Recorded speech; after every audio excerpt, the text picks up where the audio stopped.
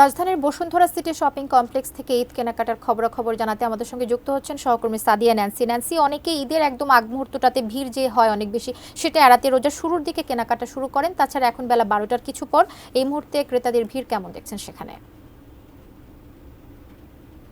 যেহেতু শুক্রবারে কিন্তু সকাল থেকেই মোটামুটি রাজধানীর সবগুলো শপিং মলেই ঈদের কেনাকাটা মোটামুটি জমে উঠেছে বলাই যায়। কারণ গেল কয়েকদিনে আমরা কিন্তু বেশ কিছু শপিং মলে ঘুরেছি এবং আজকে আমি এই মুহূর্তে আছি বসুন্ধরা সিটিতে। আপনি নিশ্চয়ই, আমার সহকর্মী নিশ্চয়ই আপনাকে দেখাচ্ছে, আমি এই মুহূর্তে যেই জুতোর দোকানটায় আছি।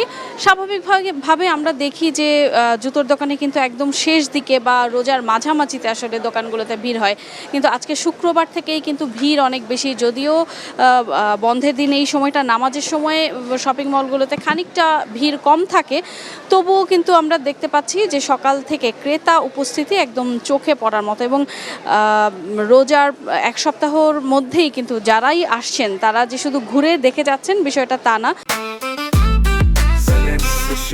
জেনেক্সে শিফট করো, লাইফকে লিফট করো। আপনি জুতোর দোকান দেখে নিশ্চয়ই বুঝতে পারবেন যে আমাদের আশেপাশে যে পোশাকের দোকানগুলো আছে, বিশেষ করে শাড়ির দোকান, সেগুলোর মধ্যে কিন্তু বেশ ভিড় আমরা দেখতে পেয়েছি।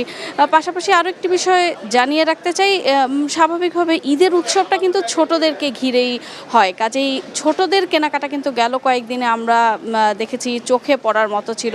অর্থাৎ ছোটদের পোশাকের যেই দোকানগুলো ছিল সেই দোকানে কিন্তু অনেক ভিড় ছিল। এবং আজকেও যথারীতি বসুন্ধরা সিটির বেশিরভাগ বাচ্চাদের যেই কালেকশন এসেছে সেই কালেকশনের দোকানগুলোতে কিন্তু আমরা দেখেছি যে অনেক ভিড়, এবং এখানে ক্রেতারা আসছেন, সবাই কিন্তু কেনাকাটাই করছেন। এবং শুধুমাত্র এই জুতোর দোকান না, জুতোর দোকানের পাশাপাশি আমরা দেখেছি যে অর্নামেন্টসের যেই দোকানগুলো আছে সেগুলোতেও কিন্তু আজকে ক্রেতা উপস্থিতি বেশি।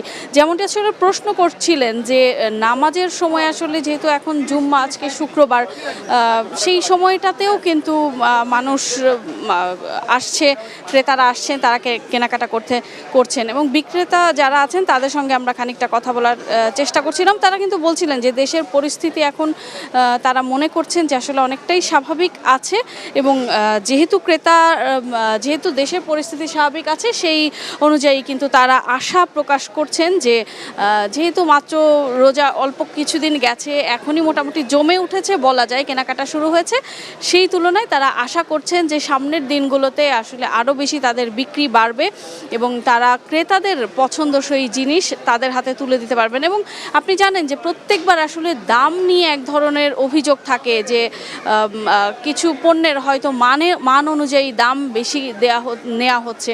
এই ধরনের অভিযোগ যদিও আমরা এখনও পাইনি, তবে বেশ কিছু দোকানে আমরা দেখেছি ঈদ উপলক্ষে ডিসকাউন্টের ব্যবস্থা তারা করেছেন। তো সব কিছু মিলিয়ে মোটামুটি একরকম উৎসবের আমেজ নিয়েই কিন্তু ক্রেতারা কেনাকাটা করছেন। কবিতা, এই ছিল আমার কাছে বসুন্ধরা সিটি থেকে ঈদের কেনাকাটার সবশেষ খবরাখবর।